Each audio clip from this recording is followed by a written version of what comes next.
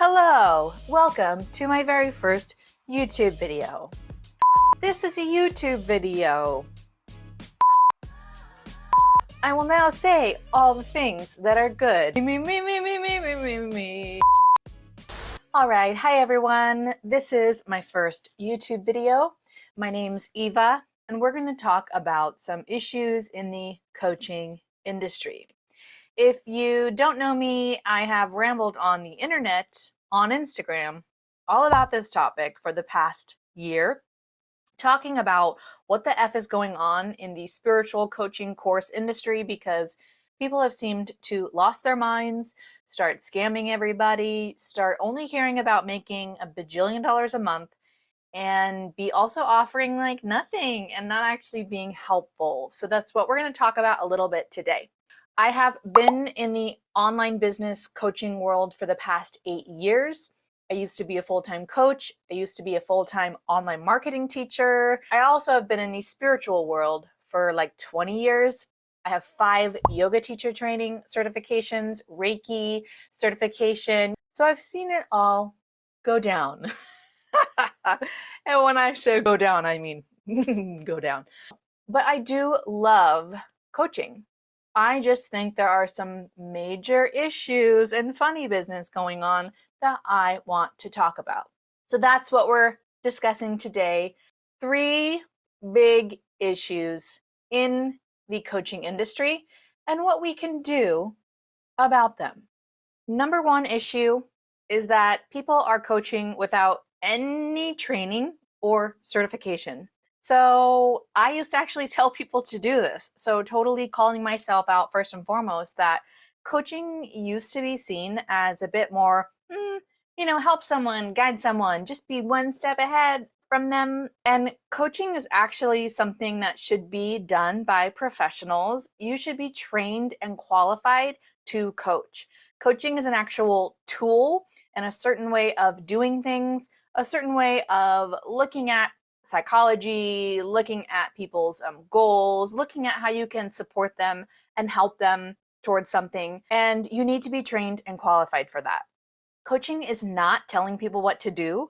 Coaching is not giving advice. It is not cheerleading. It is not mentoring and all this other stuff that we see online now. So first and foremost, coaches should actually be trained and qualified. Now, I know there's a million trainings out there that are crappy. There's a million $5 online, get certified today. I'm actually saying get some good training, get some good qualifications, and also work with someone who will continue to support you and help you.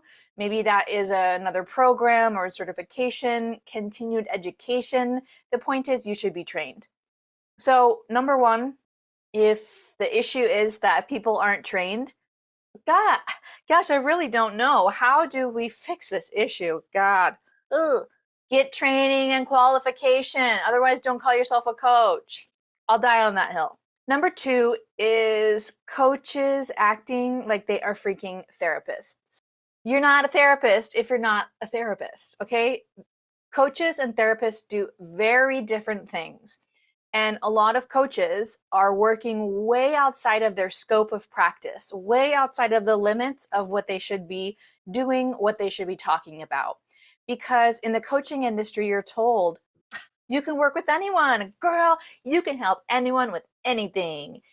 And while that may be true, you also need to know where you should shut up and say, that is something that you should work with a professional on, especially when people bring up mental health issues, mental health experiences, when people are going through certain situations, they should work with a professional in that area.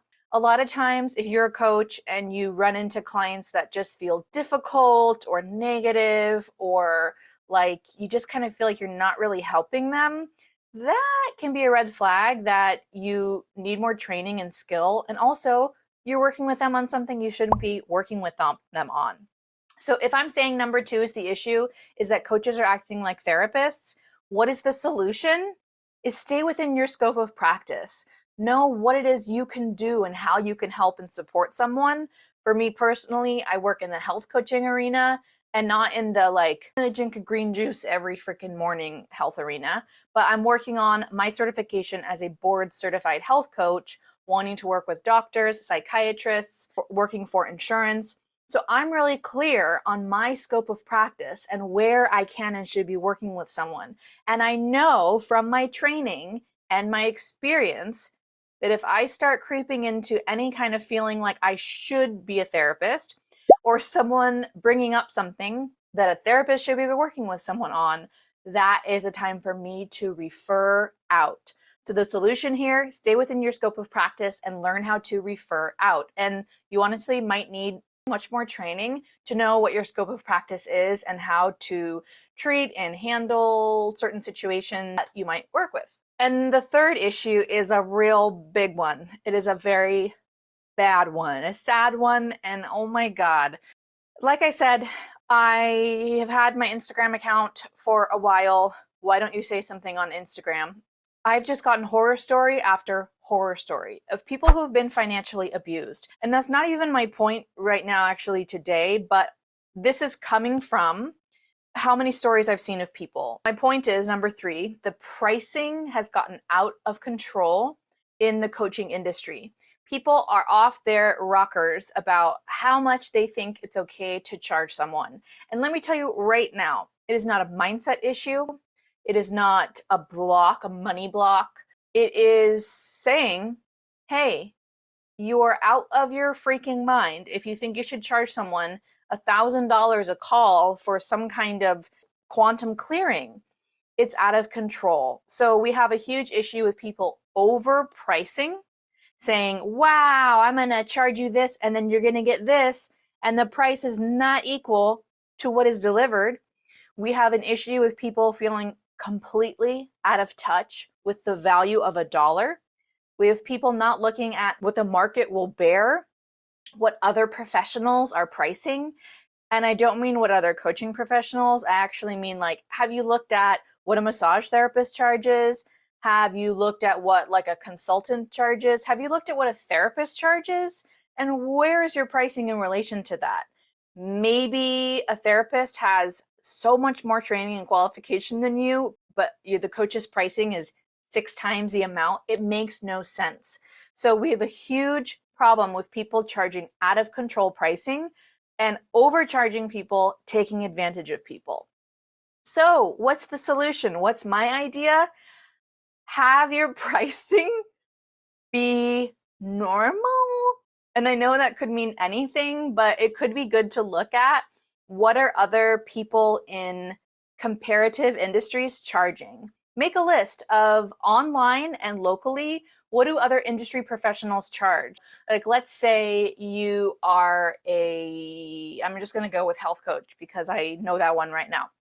Let's look at what massage therapist charges in my area. Let's look at how much a therapist charges for telehealth. Am I charging 8 times that? What? Look at what other industry professionals are charging and have a reality check on your pricing, or have a reality check on how much you're paying for services.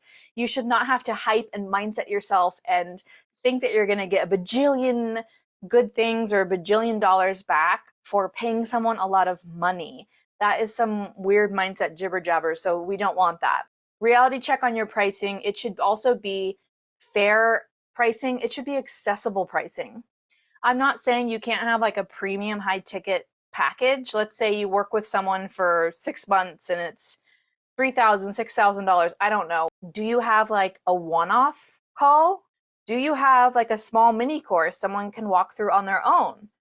Do you once a month, once a year offer a scholarship for marginalized people who are really going through hard experiences in this messed up, capitalistic, wild, systemic issues abound world?